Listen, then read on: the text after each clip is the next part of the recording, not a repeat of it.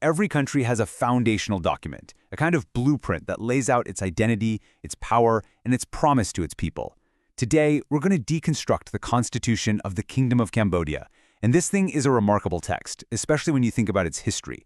A history of both profound glory and, well, immense suffering. So let's explore the blueprint that guides this nation today.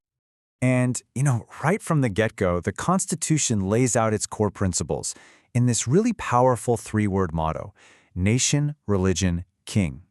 Just think about that. These three pillars, they're the ideological bedrock the entire state is built on.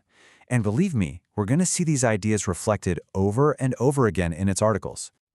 Okay, now what's really, really interesting here is that this is not just some dry, boring legal document. Far from it. The preamble, it's just filled with emotion. It talks about a tragic decline, for sure, but then it talks about a people who awakened and stood up with resolute determination. So you see, this Constitution is really a promise. It's a promise to rebuild and to never, ever forget. All right, so here's our game plan. We're going to break this blueprint down into 5 key parts. First, we'll look at the core promise made to the people. Then, we'll get into the unique role of the crown.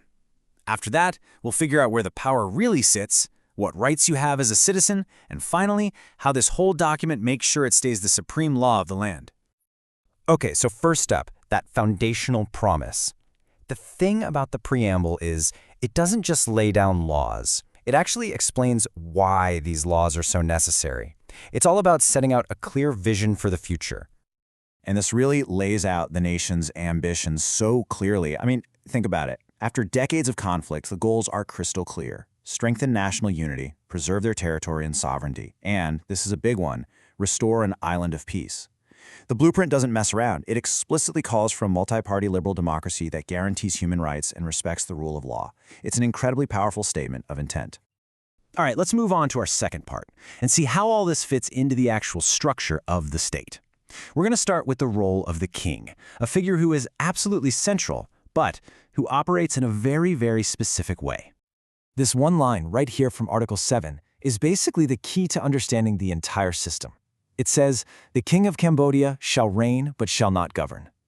Okay, so it sets up a constitutional monarchy. We get that. But what does reign but not govern actually mean when you get down to it? Well, this breaks it down for us perfectly.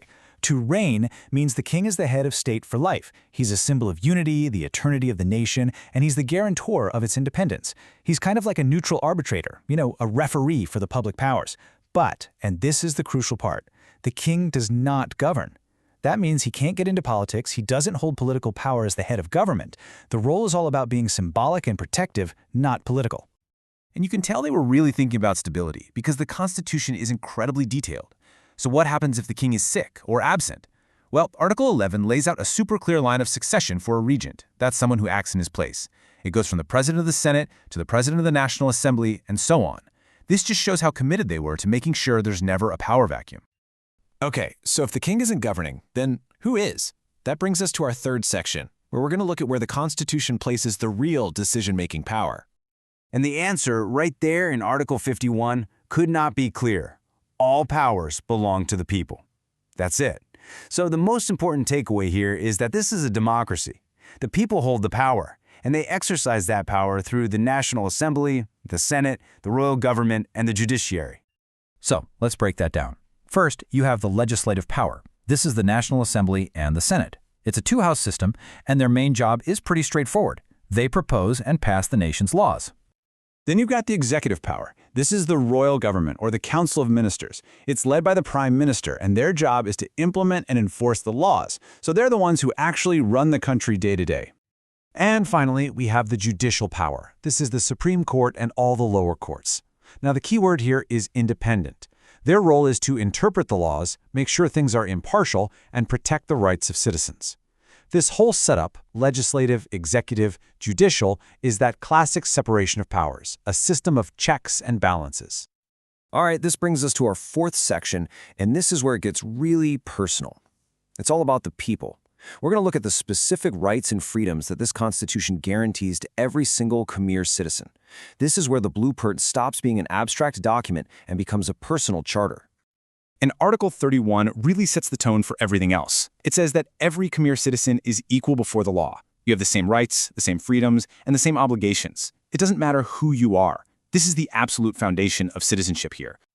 And of course, a core right of being a citizen is the right to vote. The Constitution is super clear on this. Once you're 18 years old, male or female, you get to vote. Simple as that. But it goes way beyond just casting a ballot. You also have the right to stand for election yourself, the right to form political parties, and just generally to participate in the life of the nation. It even guarantees your right to call out the government if you see something wrong, to denounce or file claims. And on top of the political rights, you've got these fundamental freedoms. We're talking freedom of expression, freedom of the press, and freedom of assembly, freedom of belief and religion, the freedom to travel around and live where you want. And, really importantly, the right to privacy in your home and your mail, and the right to own private property. It's a pretty comprehensive package of protections. Okay, so we have this incredibly detailed blueprint, but how does it make sure it actually stays the most important law in the land? That brings us to our final section, how the Constitution protects itself and makes sure everyone follows the rules. Well, Article 150 leaves absolutely no room for doubt. It states flat out, this Constitution shall be the supreme law of the Kingdom of Cambodia. That means every other law, every decision made by any state institution has to be in strict conformity with it. Nothing can legally go against this document, period. Which naturally leads to a really interesting question. If it's the supreme law, is it set in stone? Can this blueprint ever be changed? And the answer is kind of both. The Constitution can be amended, but it's not easy. You need a 2/3 majority vote of the Assembly. But, and this is a huge but, there are some things that can never be changed. The system of a liberal pluralistic democracy? Untouchable. The constitutional monarchy? Also untouchable. Those core pillars are set in stone. They are completely non-negotiable. So when you step back and look at the whole thing, from that foundational promise to the very specific role of the king, to how power is divided up and all the rights given to the citizens, it becomes clear that Cambodia's constitution is so much more than just a set of rules. It's a reflection of a painful history, for sure, but it's also a roadmap for governance and a charter of rights for the future. And it really leaves us with a powerful question to chew on. How does a nation's blueprint, any nation's blueprint, manage to balance the heavy weight of its past with the incredible promise of its future?